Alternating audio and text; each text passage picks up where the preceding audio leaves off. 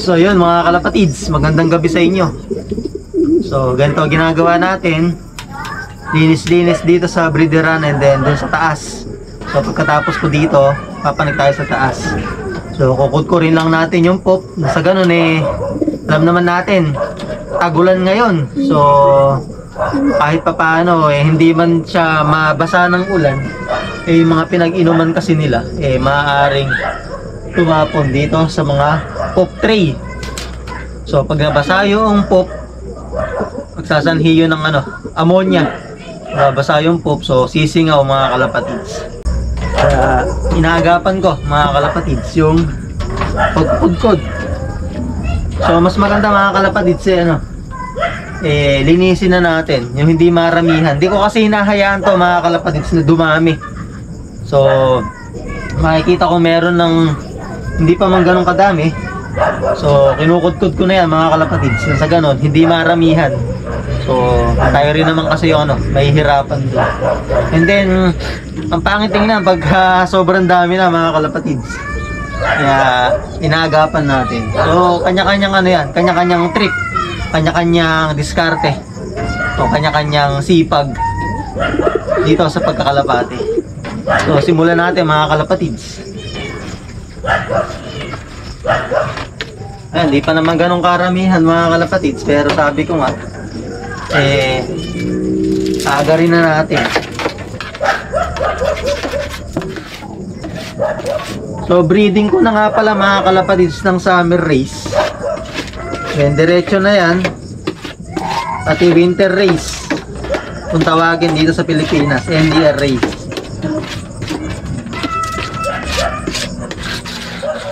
Malakas magpadami ng pop yung merong inakay, pero sa ngayon wala naman na tayo inakay dito. Puro pinagpe-pair ko, tsaka mga may itlog na. So ngayong season mga kalapatids 2024, napakarami kong ngayon yata ako pinakamaraming na-breed sa simula nung nagsimula ako. Ngayon ako maraming na-breed mga kalapatids. So nagpe-face mask ako mga kalapatids kasi yun nga, yung mga alipato o yung mga pulbos ng mga ibon natin pag pumagpag nababahing ako o sinisipo, naluluha ako mga kalapatids. Kaya every papanig ako dito kahit sa loob meron na akong face mask. Kaya so pagkatapos mga kalapatids, nakagawa ko lang, meron ako ditong konting sabon at konting Sunrox, yung hindi na masyado matapang, para ma-disinfect lang to.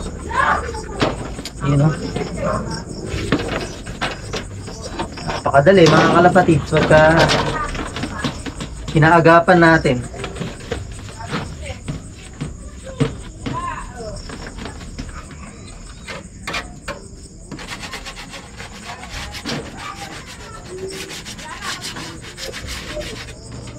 Yun.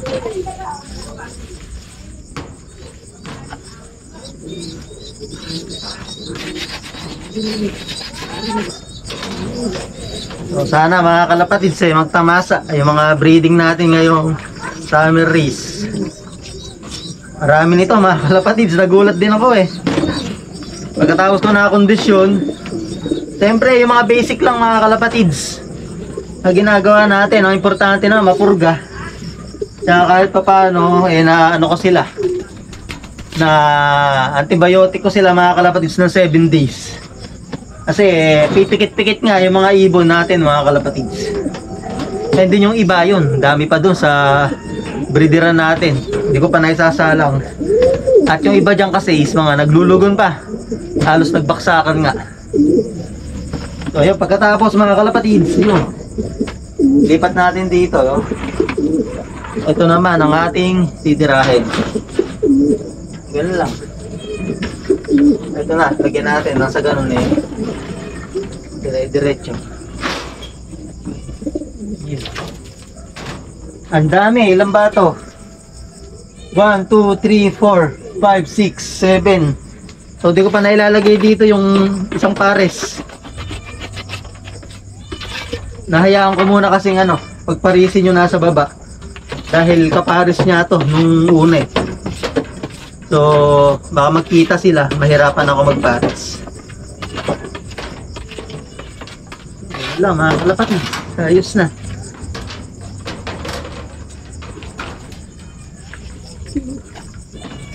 Proseso itong ginagawa ko mga kalapatids, ano? Marami kasi kong oras mga kalapatids.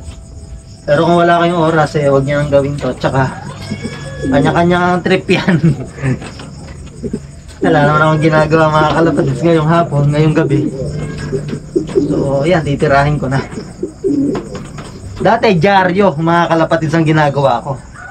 So bumibili pa ako, then nilalagay ko dito. Sabi ko, aagarin ko na lang. Hindi na ako bibiling dyaryo. Yun nga lang, talagang kailangan mo sipagan. Kasi yung ammonia mga kalapatids, lalo na pag may inakay kayo, sabi nga sa breeding nagsisimula ang karera. So kailangan natin healthy yung mga inakay.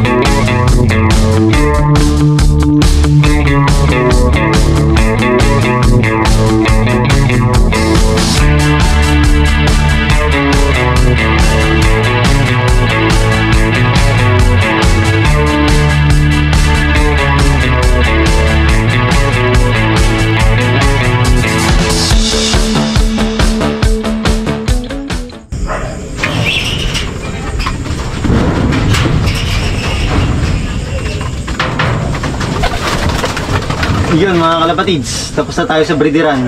So dito naman sa Flyers Loft, dami nating pang south mga kalapatids. May nagitlogan pa mga kalapatids.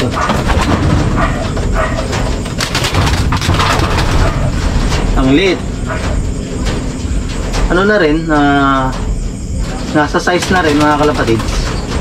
Ang ganda na size, standard na rin, makinis. So, ito yung itlog to ng mga first batch natin. Mga unang akyat dito, mga pares na. Ito kasing dalawang nasa kabila dyan, kak. So, pinaparisan nila yung itlog. So, di naman natin ito papapisa. Alam nyo, ginagawa ko dito mga kalapatids, pinapakain ko sa pusa. Magmimix ako ng pagkain ng pusa, yung pellet. Mimix ko siya, tapos babasagin ko to. And then, imimix ko, hahaluin ko. So yun, gustong gusto nila mga kalapatids, itlog. So, meron tayo pang pakain sa pusa. So yun, ganun din gagawin natin. Kukudkud lang tayo dito mga kalapatids.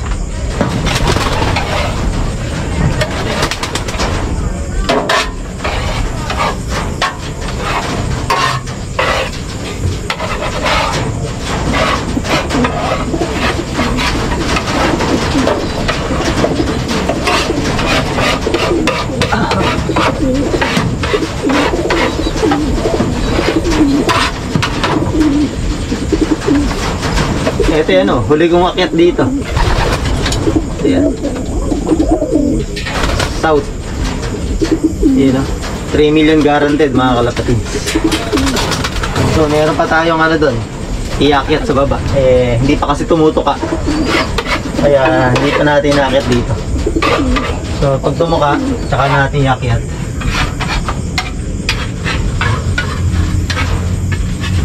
Actually, kaninang umaga, nagkutkot na rin ako dito. Kaya hindi ganun karami yung poop nila.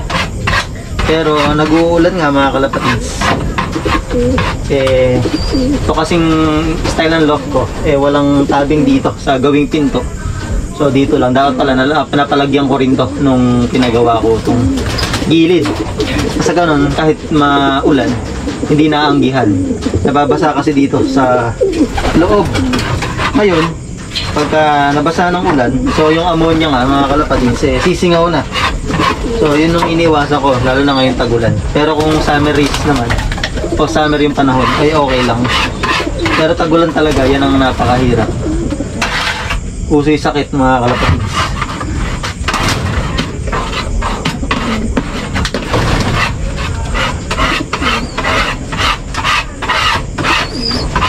itong dalawa natin dito sa kabila, malapit na ilaro. First week of July, so training na. Eh kahit pa paano, meron naman ng training itong mga to na isabay natin nung nakaraang summer race natin. So doon nga pala sa tatlo na kinarga natin ng summer race, wala pa nakakabalik. Then nung last lap, makauwi lang yung isa natin. Eh papasok pa sa third overall kahit 700 lang yung speed. So third overall sana mga kalapatid. So kaso nag zero clocking nung mga time na yon. So kulang tayo ng swerte. Ayun mga kalapatid, yung ibon natin oh. Savory.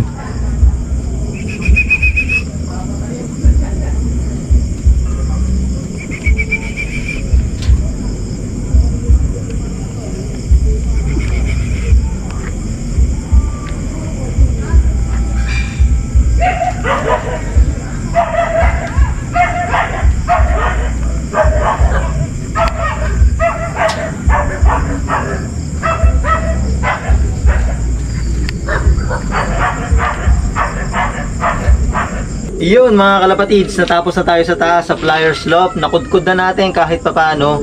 So hindi ko muna binanyo mga kalapatids. So okay na yung kudkud muna. So yun. Ngayon naman, dahil nakapaglinis na tayo, eh bibigay ako sa mga ibon ng victory mga kalapatids. And then sa mga pinagte-pair ko, eh binibigyan ko ng Wakamoto mga kalapatids. So natin sponsored itong mga ginagamit natin. So victory baka naman. Makikita nyo mga kalapatids yung ano, mga ibon na pinag-pair ko. So magtataka kayo, may mga bago tayo. At saka ako na i-reveal sa inyo mga kalapatids yung bloodline na ito mga to. Pagka bumira na,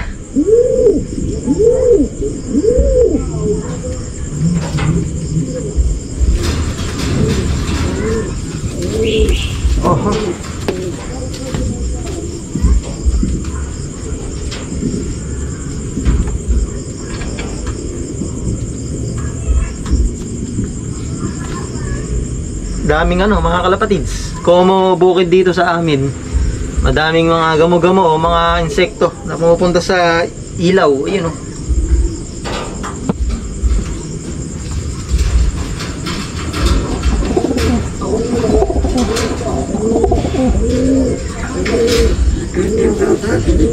Yun, ito yung favorite. Si Salpok. Ito nga, sinalang nga natin mga kalapatids yung golden pair. Yan ha. Ay, musit. Ay, tinutulak ng dila. Ano ka? Pag ganun, ayaw. Yun. So victory na lang dito. Huwag natin pairing.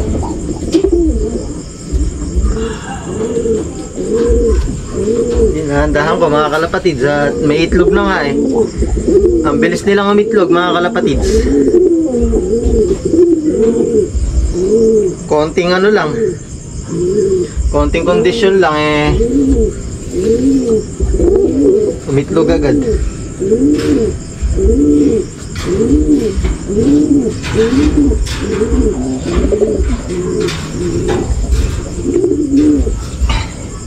Eto mga kalapatids, anak ni Salpok. Kamukhang kamukha din. Tsaka yung size, sa pakpak, kaping-kapi. Ayan o, bread for stock.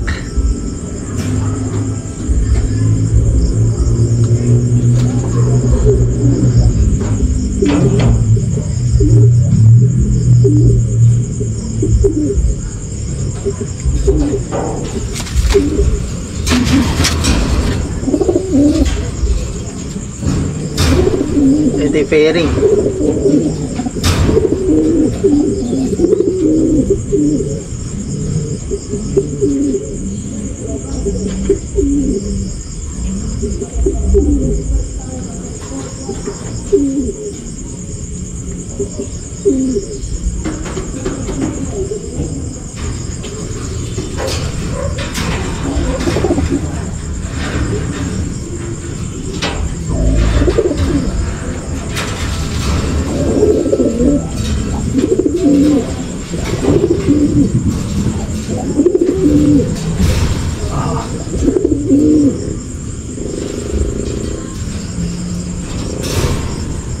Ito medyo madumi pa ito, pero kondisyon na. Pakpak niya kasi, alam naman natin pag off color eh nagninisnis yung pakpak.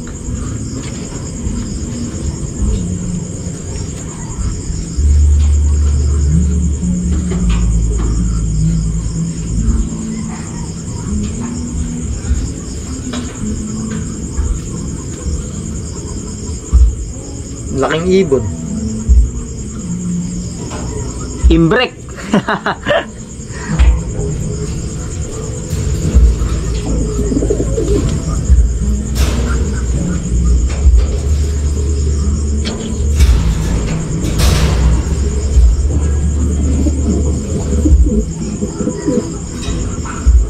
Ito puro ano ito eh.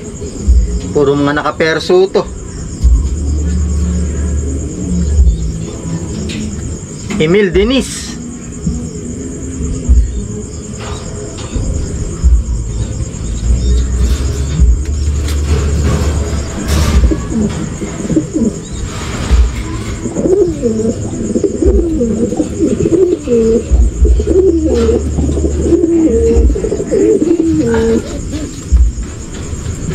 Eto, nakabreed nga yung ano natin, yung anak ng golden pair. Eto, bred for stock. So kapatid to mismo nung nag-perso overall, 3 times lap winner. Alam ko napanood nyo na yun mga kalapatid. Ayan, full siblings.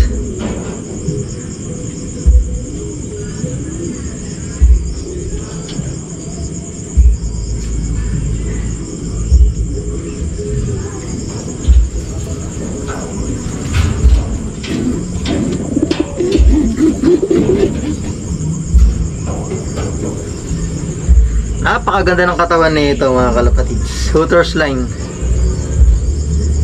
Bali, ano niya to? Both side may hooters line tsaka salpok.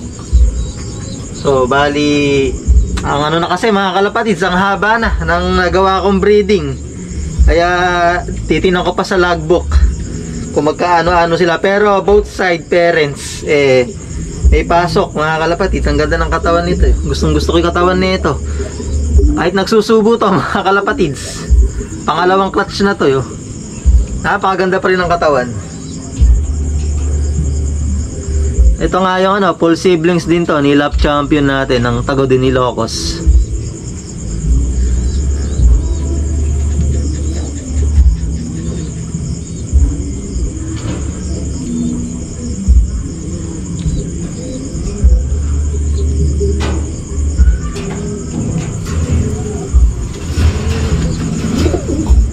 Tatanungin nyo ako mga kalapatids, lagi ba ako nagbibigay nito? Hindi mga kalapatids, pagka lang ano, nagpe-pairing ako, tsaka ako nagbibigay niyan. Yung na-flashing natin, na purga, tapos pahinga, tapos habang magkahiwalay sila, puro vitamins sa tubig, sa patoka, grits, calcium, pink minerals. So wala luba yun hanggat hindi umiitlog mga kalapatids. Ganun ginagawa ko. So meron ako ditong isang ano, binibreed pa. Ito si lap champion, yung kapatid nung huling kinuha natin sa taas. Si lap champion, medyo ano pa, konting kondisyon pa. So naka-separate sila habang kinokondisyon ko nagkikita na sila ng kapares niya. Nasa ganun, pagka ready to ready to breed na o nagpapares na sila, so bubuksan ko na yung division.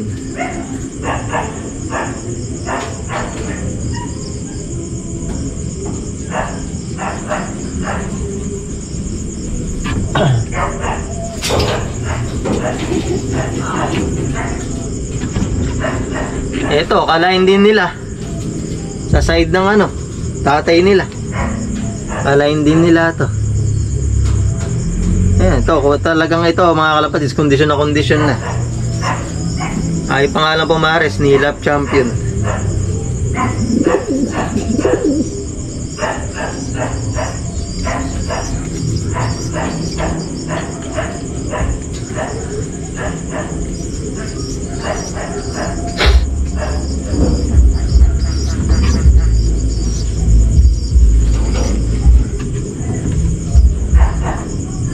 So yun nga mga kalapatids, yung mga nakasalang natin ngayon, marami-rami nga to.